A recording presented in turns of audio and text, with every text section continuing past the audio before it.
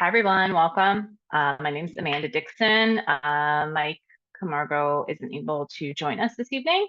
For the purpose of today's discussion, we're going to be focusing on the dangers of teen vaping and substance use, and really what parents need to know and watch for.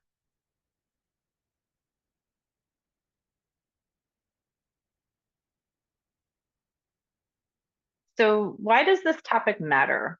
I think that this is a topic that matters, and we'll really get into it, but because it really impacts a lot of teens and a lot of families, not just obviously from the perspective of a teen's behavior, but also potential substance use or abuse with other family members as well. And so this information, even though we'll be primarily focusing on how substance use impacts teens, obviously this material can be applicable for anybody in our lives who is struggling with substance use or abuse.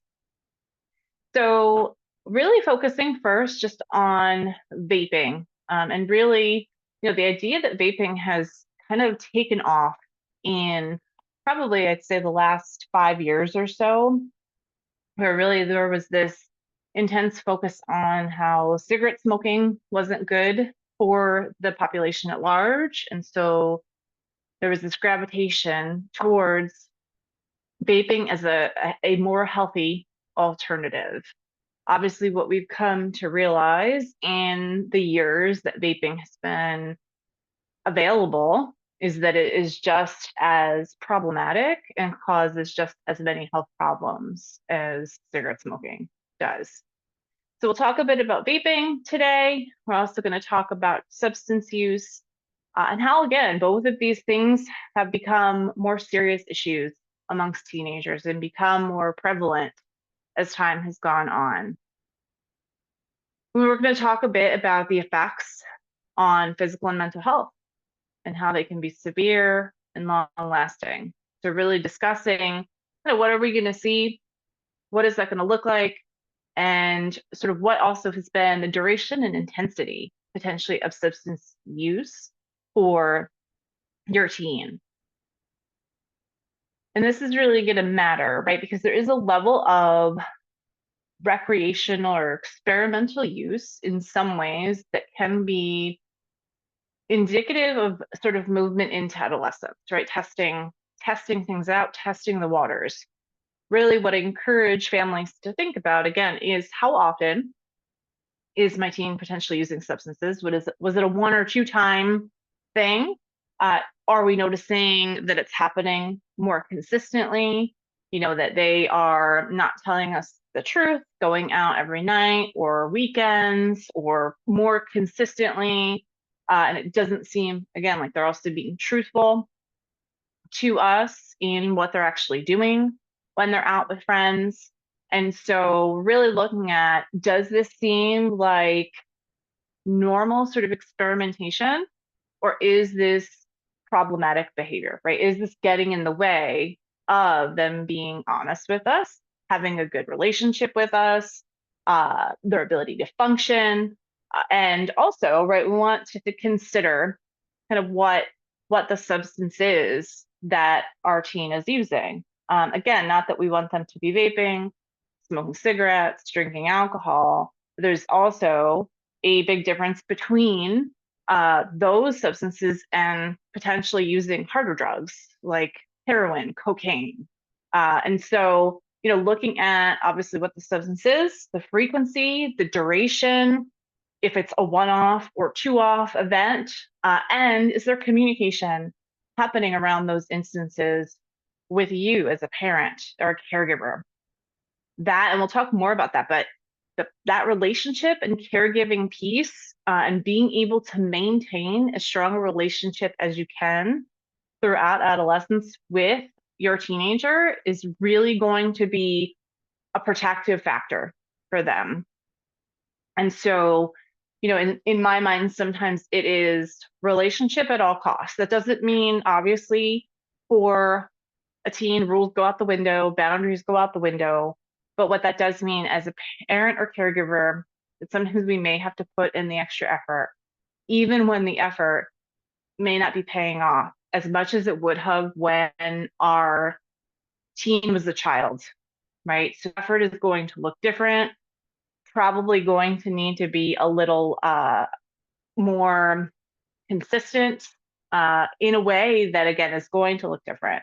And what I mean by that is, I think there is some aspect in normative development for teenagers where a teenager is going to naturally push away a little bit, but that doesn't mean that they still don't need adults. And it is hard sometimes when we are met with interactions that don't tend to feel positive or feel really difficult on the caregiver's part. So all that to say, as hard as that is, the acknowledgement of that is going to be money in the bank. If we can maintain some level of connection and relationship where we can have a sense that our teen is continuing to come and share some or all of what's going on with them, that's going to help keep that door open. So we're going to talk also about the signs and how to address these behaviors early on. When you notice, okay, I think this might have been experimental usage. Let me continue to keep an eye on this, try to keep that door open. And now I'm realizing, okay, like there seems to be more that's going on here. And then what do I do about that? So as I mentioned, right, really looking at the risks of vaping and the fact that, again, within the last 5 or so years, we have definitely recognized that vaping can lead to lung damage, heart issues, and increased risk of addiction. So sort of much like cigarettes and marijuana can lead to other sort of drug use or experimentation with substances, the same is true for vaping. And one of the things, right, that we also want to consider is the idea of sort of addictive qualities that run in families, because we often see that addiction tends to run in families, tends to be something that you'll see through generations. And so also, right, highlighting, regardless of what the substances that's being used or experimented with, really, really important for that adolescent to have a sense of the family history, to have some understanding, obviously, what substance use and substance abuse is, and how historically that's impacted the family with whatever kind of information that's sort of age appropriate to share that we think would be helpful. Because, right, what we find is, as far as some research shows, to curb behavior or to change behavior in individuals, it's instead of saying, especially with teens, no, you can't do this, or no, you shouldn't do this, it's bad for you.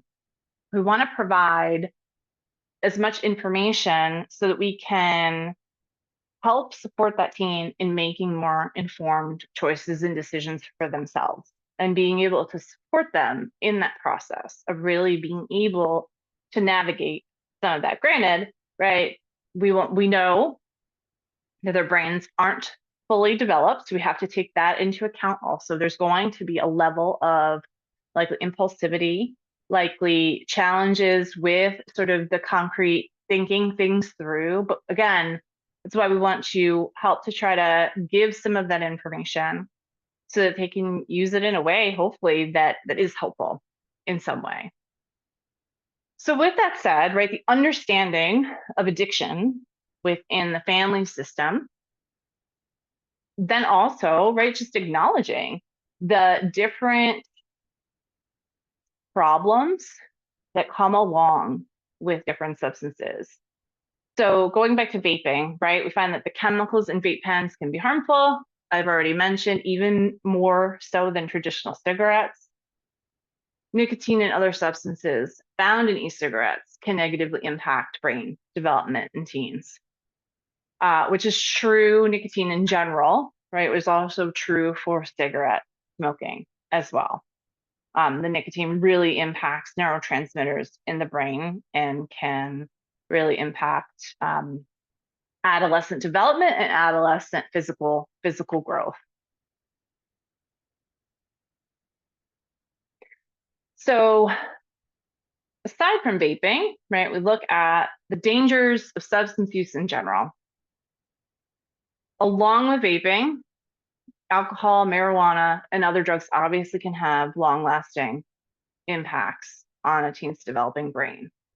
So going back to my point, right, an adolescent's brain isn't fully formed. So any substances that are introduced prior to a brain's full development has the potential to have a negative impact.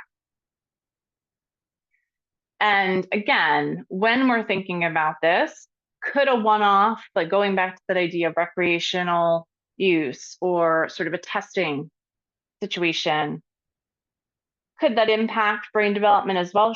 Yes, right? However, what we're really talking about here is more of a consistent use of drugs, alcohol, marijuana, vaping, that is going to have more consequences on the brain. It's also important to recognize, and I think, again, for teens to have awareness of, is that substance use increases the risk of mental health issues, such as anxiety, depression, and mood swings. On the other end of this, sometimes what we find is that not just teens, but individuals, adults as well, will self-medicate. So it's kind of also a chicken or the egg situation where potentially the anxiety and depression were already there, and that individual chooses or falls into the use of substances, finds that those substances, for example, alcohol, temporarily helps to numb that anxiety and helps that individual to be more functional or feel better in that moment. And so then they essentially need more of that substance because there's this self-medicating piece of like, yeah, temporarily I feel better. Obviously, there are a whole bunch of side effects that come along, of course, from alcohol use. So yes, right, increases the risk of mental health issues. And also there may have been pre-existing either potential like susceptibility to mental health, or also some depression, anxiety, other mental health issues that then have led to that substance use. We also find that there tends to be sort of a connection then not only to the substance use, but increase in risky behaviors like unsafe driving, unsafe sexual activity, which gets from the perspective of inhibition that often comes along with substance use. It kind of makes sense. So if a person is more inhibited, like they are likely to make riskier choices and take more chances, which again lead to unsafe behaviors.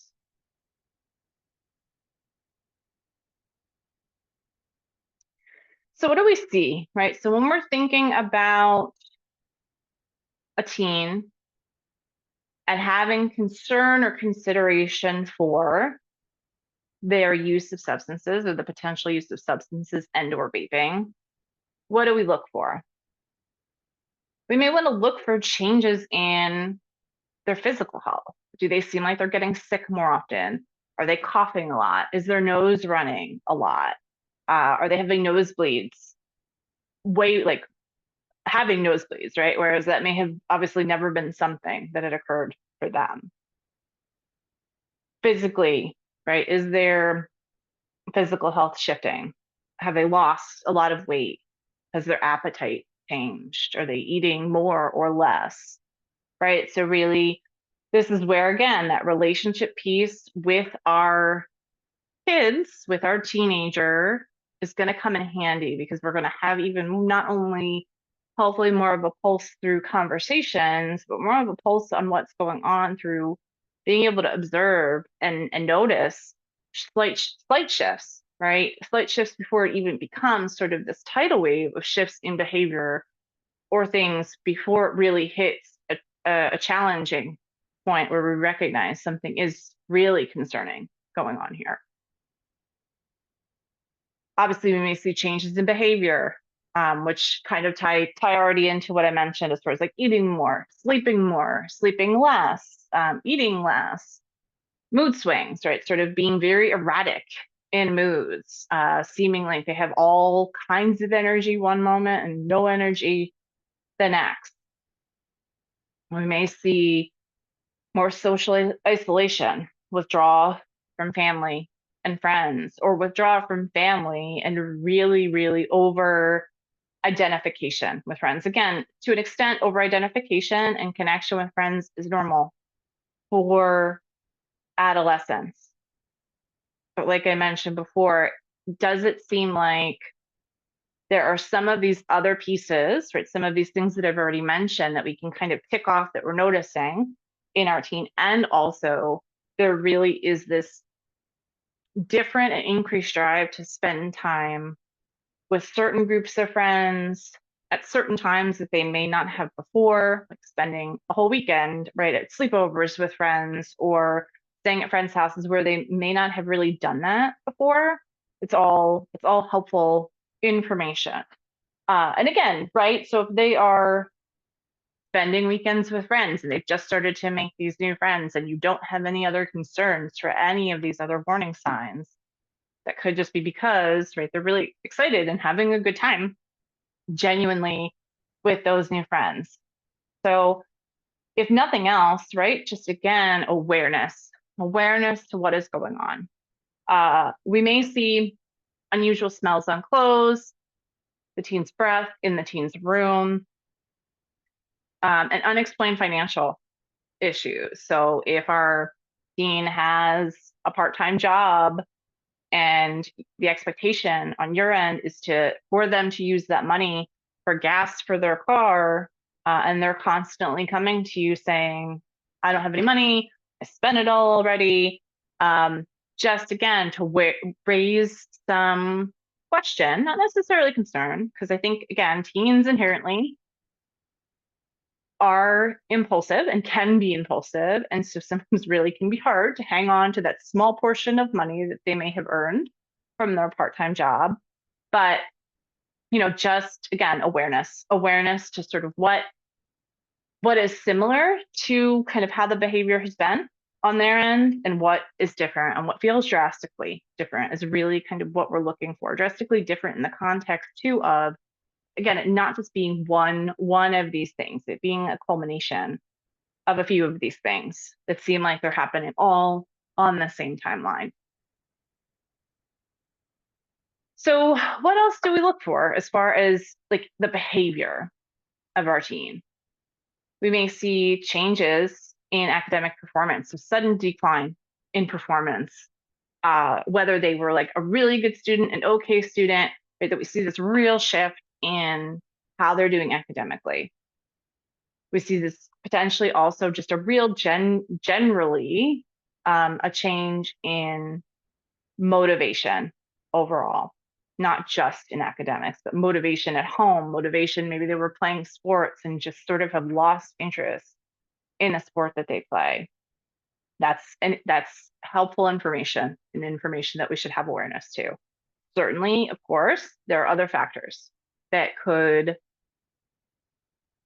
answer, right, or give us information for why that's going on for our teen. Maybe they just really did lose interest in that sport. So it's putting all those pieces together. We may see increased secrecy.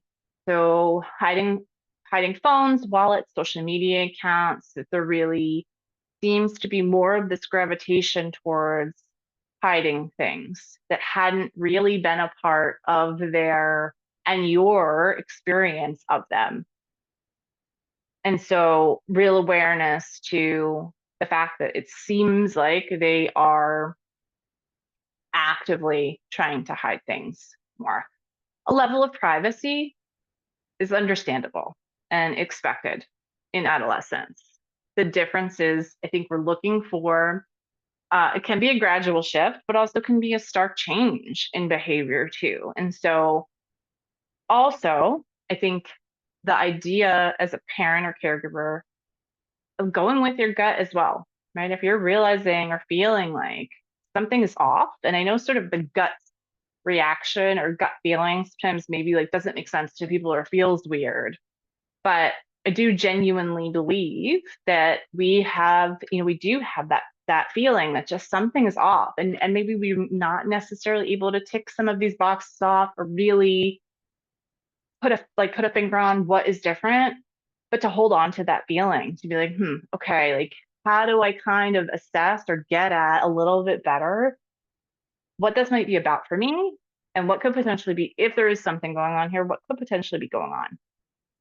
I'm gonna like also really focus and continue to focus on that is where relationship will come in. If we have a gut feeling and we have a good relationship with our teen, that is going to help. That's going to help hopefully give us some guidance and answers on what we feel like maybe we're picking up on. We may see irritability, emotional outburst, especially when confronted or asked about behavior, right? Things that are seeming off, seeming different. There may be real reactivity on our teen's part around those conversations, which I think we'll talk about, right? How then to approach those conversations in a way that hopefully helps diminish some of that reactivity that we could potentially see from our teens in trying to have these conversations. And so, I think one of the aspects that we really need to try to let go of, and obviously for, I think, us as caregivers, regardless of the age of our child or teen, oftentimes it's coming from a place of concern. It's coming obviously from a place of wanting to support them and like just being afraid of what's going on ultimately, and especially in these kinds of situations. For kids and teens, and for adults as well, we really want to try to avoid initiating the shame response, because the shame response on anybody's part is going to shut it down. It's going to shut things down. The person on the other end of that is going to feel like they have done something completely wrong. They feel bad about it. They didn't want anybody else to know about it. They didn't know how to handle it. And especially for a teen, right? Didn't know how to handle it. So we may see real reactivity on their part if that shame creeps in, where, there's a part of that shame creeping in around like they know they weren't supposed to be doing kind of what they've been doing. Maybe now they don't know how to stop.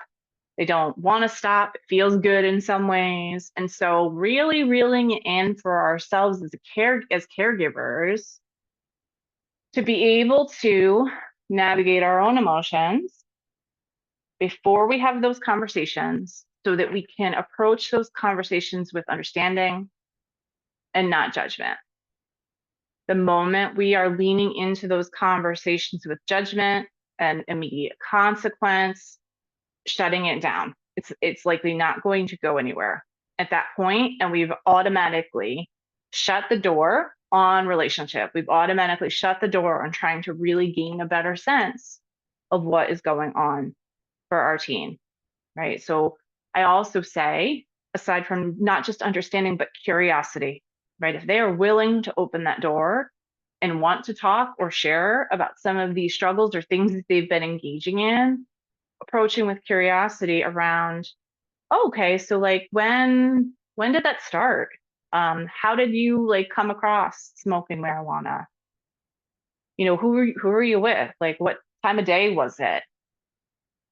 How did that make you feel? And really leaning into that piece of, how does using that substance make you feel? Because there's a piece there that really is so important for us to have an understanding of, going back to my point earlier of, sometimes this is a mechanism for self-medicating, a mechanism for being able to numb out, right? Are there other hard things that your teen has experienced?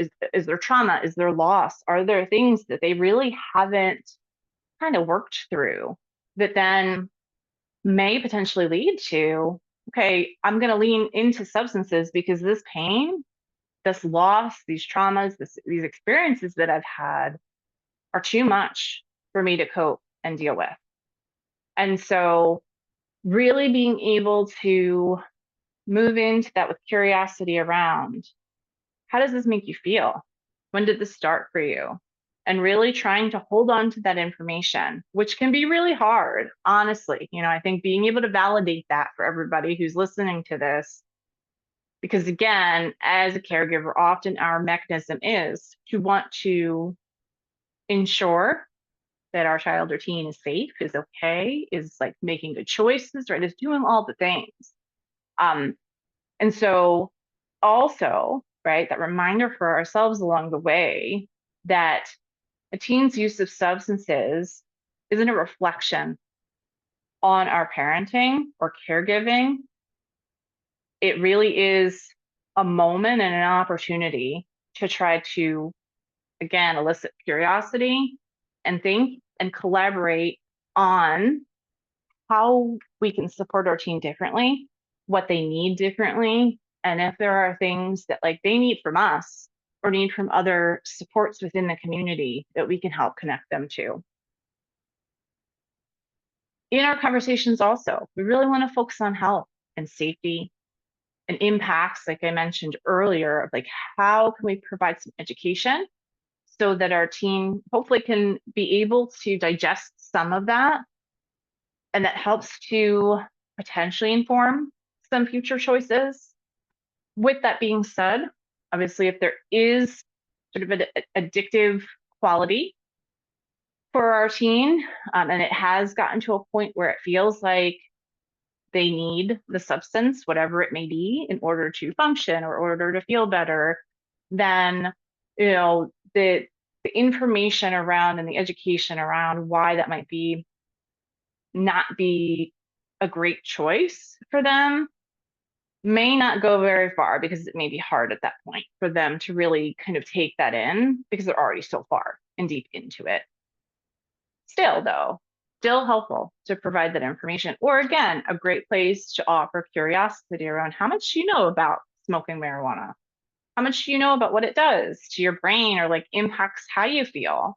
And really, again, being able to give sort of generalities of what we know, right? The science of what we know within reason, right? As far as little doses that we hope will be digestible. That really is the goal always too. We don't want to go on an hour to 2 hour lecture about all of the information that we know about all drugs, little doses, and that we can come back to those conversations later. And leaving that open at the end of those initial conversations with our team, leaving that conversation open to be like, hey, I am going to check in with you later about this, right? Or I really think that this is an important conversation for us to continue to have. This has been a difficult conversation for both of us right now. How about we take a break? Let's come back to it. And obviously, if it feels like there are boundaries and are kind of consequences, whatever sort of parenting or caregiving style is that you feel like naturally you lean into, would be the most helpful. With that, right, this idea of understanding judgment and curiosity doesn't mean there are potentially no boundaries, right? That there are potentially no consequences. My encouragement is that we be very gentle and tactful in how we go about that process of putting that information out there to our team, right? Always, again, approaching with the curiosity, non-judgment. And yes, we may get to a place where we say, hey, okay, I know on the weekends you've been going out a lot lately. I'm thinking in order to keep you safe, which is my responsibility, and to help you with what you're talking about as far as it being hard to not smoke marijuana, I'm thinking that there can be no nights spent at friends' houses for a while, through and also through then continue to have conversations around this as far as like how you're feeling, how you feel like you are doing as far as your need to smoke marijuana, how often that's still continuing to happen. I think also this piece of a recognition as a caregiver, depending where our adolescent is at in the process of use of substances, uh, they may not be able to just stop, right? There may still be this process of needing whatever that substance is, which ultimately, right, if we do set boundaries and do set consequences and sort of use an all or nothing approach, and I understand why we do this, it's out of fear, that enforces or that creates a dynamic that supports our adolescent in being sneaky and lying to us even more maybe than they already were. And so really, like I said, going back to being able to be gentle and tactful around what that looks like and incorporating, hopefully, our teen in some way around what does this need to look like, right? Asking our teen that question, what does this need to look like for you so that I can support you in changing this behavior that I'm concerned about, that you're recognizing isn't working for you, or maybe you're recognizing does feel good, but we need to have a whole lot more conversation around why that might be, what that's about for you. And I think also, right, here is my piece too, right? So we're having those talks with our teen, also getting outside help. If it does feel like it's outside the scope, just testing the waters, right? Again, they smoked marijuana once, went to their friends and spent the night and drank and really learned their lesson. That's a different feel. Still, as a parent and caregiver, having awareness to that, having conversations about it, and being on top of the behavior and kind of, is that still continuing? And if it isn't, right, that the more consistent, intense use, being able to pull in outside help, getting a clinician, therapist, counselor who is skilled in substance use and in working with teens. All of that is going to be such an integral part. I would also say, which may be a bit of a unicorn, but someone who is well versed in substance use, work with adolescents and trauma. Because what I know to be true, it doesn't mean that everybody who experiences trauma uses substances, but the numbers really indicate that there is a very large gravitation towards substance use and substance abuse for individuals who have had adverse life experiences. And so the other piece, right, is like I've already said, is be open about your concerns and listen to their side of the story. The more open, curious, and understanding we can be, the better off the relationship is going to be strengthened. Doesn't mean that our teens still may not be sneaky, still may not try to lie, right? Depending on how much of a hook that substance use has in them, but being able to try to help support them as much as we can. So we've already talked about this, right? Really having the conversation, getting support outside as necessary, setting those boundaries and consequences, really trying to include them in that process collaboratively within reason, right? Again, going with your gut. If it does feel like, oh my gosh, I can't trust them, I'm really concerned about their behavior, I don't know, like they're kind of a wild card because our relationship has been really challenging and rocky lately, you may lean on the side of, okay, yes, maybe enforcing a bit more boundaries and consequences that you as a parent decide on. But more often than not, I really encourage some level of collaboration, because what it's helping to do is not only, well, number one, set those boundaries, it's helping your teen be able to listen to themselves, be able to set some parameters for themselves. That doesn't mean, again, that they are the only ones, right, that are setting the boundaries, and whether you agree with them or not, like, oh, yeah, we're going to go with them. It's collaboration.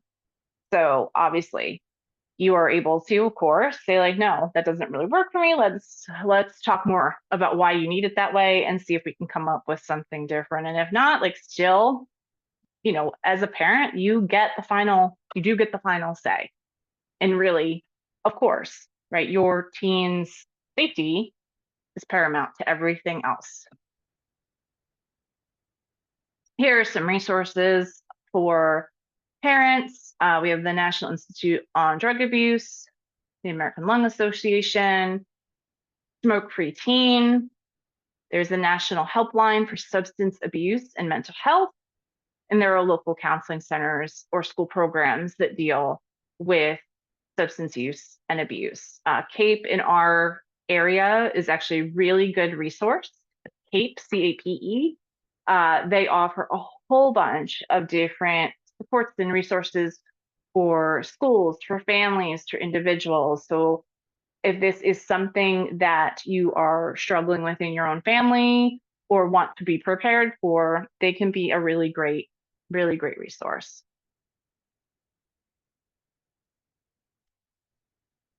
And again, in conclusion, really being able to stay informed, stay engaged, trusting our gut, paying attention to what's going on with our teen, having conversations, really supporting the relationship, which again may involve putting more money in the bank than we're actually taking out of the bank during this point of relationship with our teen. Because as we know, I think inherently often teen and parent and caregiver relationships can be tricky. We have that whole process of our adolescent really trying to find their way, be more independent, do more things on their own, wanting caregivers around less. But like I mentioned earlier, deep down, there's absolutely still an aspect for them of knowing that they need adults and needing their caregivers and wanting them. It's just how we're able to meet that in a way that works for them. And obviously, being able to stay informed, keeping up on information about substances that may be trending in your area, having a sense of what's going on within the school district, and again, not hesitating to reach out to a professional for assistance and support, and not just for your teen, but also for you as a caregiver. Definitely substance use and abuse in teens can be tricky for not just the teen, but for the caregivers as well and the family system as a whole.